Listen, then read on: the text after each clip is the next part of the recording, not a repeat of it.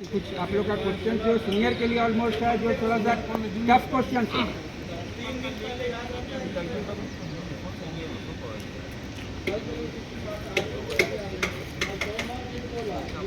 What is potential hazard? Potential hazard क्या है बताइए। ये सीनियर पर्सन के लिए क्वेश्चन भाई, आप लोगों के लिए है। जूनियर भी जवाब दे सकते हैं, मैं उनका नाम नोट कर लूँगा। सीनियर होता है ना साहब, सीनियर को भी मिल जाएगा तो काम कर रहे हैं। ठीक है ठीक है ठीक है। पोटेंशियल हैजार्ड बताइए, अगर नहीं मालूम तो रेसिडुअल हैजार्ड बताइए क्या है। कोई नहीं बता सकते हैं पोटेंशियल हैजार्ड? नहीं नॉर्मल क्वेश्चन है, लेकिन हिंदी बताएंगे इसका तो आप समझेंगे। संभावित खतरा, ठीक है ना, इसको हिंदी जो है इसको बोलते हैं संभावित खतरा। जान लीजिए इसमें क्या है। संभावित खतरा हम लोग उसको बोलते हैं, समझ लीजिए। पहले अगर आप टील एरिया में काम कर रहे हैं तो क्या हो सकता है आपका, अगर मान लीजिए टील गिरेगा बॉडी पर तो जल सकता है, आग लग सकता है, फायर हो सकता है। बराबर आपने सही बोला। इनका नाम नोट कर लीजिए, आपने बिल्कुल सही बोला, फायर हो सकता है। ये पोटेंशियल हैजार्ड हो गया, पोटेंशियल हैजार्ड हो गया। अगर टील से फायर हो सकता है, पोटेंशियल हैजार्ड है। रेसिडुअल हैजार्ड क्या होता है समझ लीजिए। रेसिडुअल हैजार्ड हम लोग उसको कहते हैं जो सब कार्रवाई करने के बाद भी जो हैजार्ड बच जाता है। सब कुछ हो गया, लोटो भी हो गया, लाइन डिप्रेशराइज हो गया, ड्रेन हो गया, पर्ज हो गया, आइसोलेट हो गया, सब कर दे गया, लेकिन फिर भी जो हैजार्ड बचा हुआ रह जाता है उसको हम लोग कहते हैं रेसिडुअल हैजार्ड। स्लिप होता है, आदमी ट्रिप कर सकता है, फॉल हो सकता है, ये हो गया रेसिडुअल हैजार्ड। जो सारे काम कर देने के बाद भी जो हैजार्ड बच जाता है उसको हम लोग क्या कहते हैं, रेसिडुअल हैजार्ड। पोटेंशियल हैजार्ड क्या है, अभी CO है, कार्बन मोनोऑक्साइड, तो क्या हो सकता है आपके बॉडी में जाएगा तो हमारे क्या होगा, जो ब्लड में हेमोग्लोबिन है उससे वो कांटेक्ट हो जाएगा। कांटेक्ट होने जाने के बाद में क्या होगा हमको, हाँ मतलब कहीं से अगर लीकेज आ गया, इधर का इंसुलेट किया हुआ है, आग भी लग सकता है। हाँ आग लग गया, बराबर है, पोटेंशियल हैजार्ड है। हवा जोर से आ गया, हाँ आंधी आ गया, तूफान आ गया, इमरजेंसी हो गया, फायर हो गया, पोटेंशियल हैजार्ड हो गया। हिंदी में बोले तब हम लोग दिमाग पोटेंशियल हैजार्ड, कोई इमरजेंसी हो गया, आग लग गया, पोटेंशियल हैजार्ड हो गया। फायर हो गया, पोटेंशियल हैजार्ड हो गया, बराबर है। कोई गैस लीक कर गई, पोटेंशियल हैजार्ड है। रेसिडुअल हैजार्ड, जो सारे कुछ करने के बाद भी जो हैजार्ड बच जाता है उसको हम लोग कहते हैं रेसिडुअल हैजार्ड। बात समझ रहे हैं ना।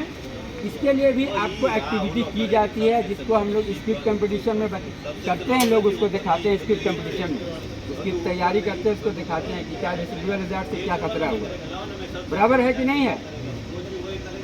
ये आप समझ गए पोटेंशियल हैजार्ड क्या है, रेसिडुअल हैजार्ड क्या है, समझ में आ गया सभी को। फायर हो गया, पोटेंशियल हैजार्ड हो गया, गैस लीक हो गई, पोटेंशियल हैजार्ड हो गया, बराबर है।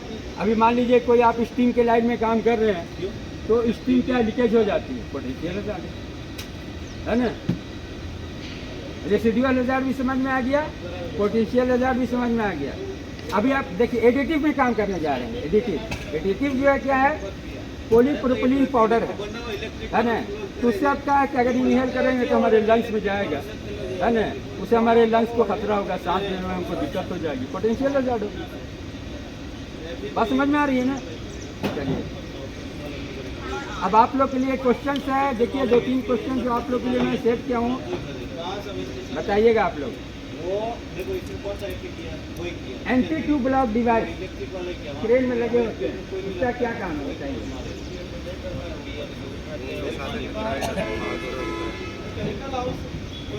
ऊपर में लगा रहता है, ऊपर में नहीं होता है। एंटी ट्यूब ब्लॉक क्रेन में लगे होते हैं, उसका क्या काम है, सही बताया आपने। माल उठाता है ना, हाँ टकराने पूरा तो क्रेन की एक्टिविटी को स्टॉप करते हैं, बराबर सही बोला।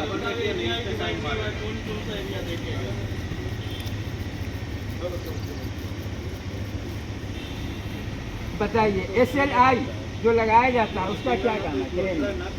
सेफ लोड इंडिकेटर, कैपेसिटी से ज़्यादा उठा लिया है तो उसका आपका अलार्म देने का और उसका क्रेन का सेफ वर्क लोड से क्रेन कितने रेडियस में, कितने ट्रेंगल में वो लोड को उठाना है। अगर सेफ वर्क लोड से ज़रा सा भी अगर माल ज़्यादा हो गया तो क्या करेगा, जो सेफ लोड इंडिकेटर जो क्रेन में लगा होता है तुरंत क्रेन के फंक्शनिंग को स्टॉप कर देगा, बंद कर देगा, अलार्म आ जाएगा तुरंत। अब बताइए एनेमोमीटर जो क्रेन में लगा होता है उसका क्या काम है?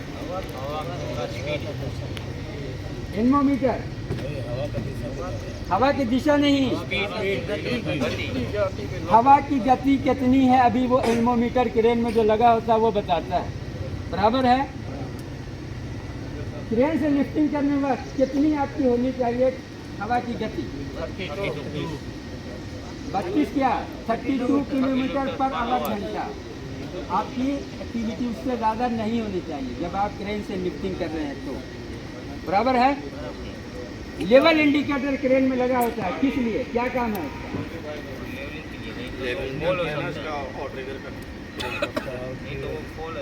क्रेन में जो लेवल इंडिकेटर लगा होता है वो बताता है कि क्रेन आपका सही पोजीशन में अभी लगा हुआ है कि नहीं, वो लेवल इंडिकेटर बता देगा। ये क्रेन अभी आपका मान लीजिए कि अंदर यूटिलिटी ग्राउंड में है।